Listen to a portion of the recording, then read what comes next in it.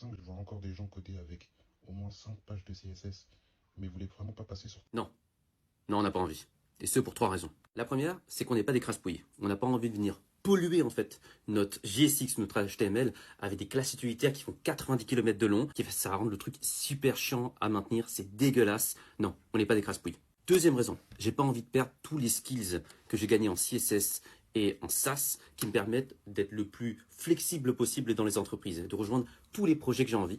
Et s'il y a un projet qui n'a pas Tailwind, je vais toujours pouvoir le rejoindre facilement. Donc j'ai envie de conserver cette flexibilité-là, de garder en fait mes skills en CSS natif et en SAS. Et la troisième, c'est qu'on n'a pas forcément le choix. C'est un peu lié à ce que je viens de dire là, c'est que c'est pas toi qui va venir avec tes grosses bottes, dire oui vas-y je vais utiliser Tailwind et tout, alors que l'entreprise n'utilise pas ça. Ça fait 5 ans qu'ils sont sur ce projet-là, qui font rentrer de l'argent dans la boîte, qui permet de payer ton salaire, d'accord? Et ça marche très bien. Et c'est pas toi qui va venir et qui va changer toute la code base, tout le style CSS en mettant Tailwind simplement parce que tu as vu tel influenceur qui a dit que c'était trop bien d'utiliser Tailwind ou parce que tu as la flemme d'écrire du code qui est propre.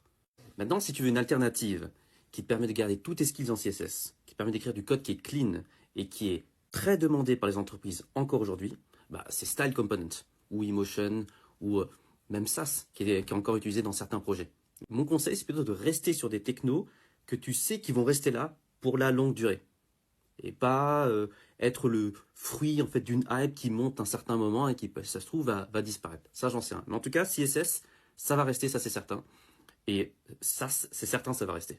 L'autre alternative, bah, c'est de coder ton propre SaaS, les pieds dans le sable, sous les cocotiers, en profitant du chômage. Et là, t'inquiète pas, tu pourras l'utiliser ton Tailwind, comme tu le veux.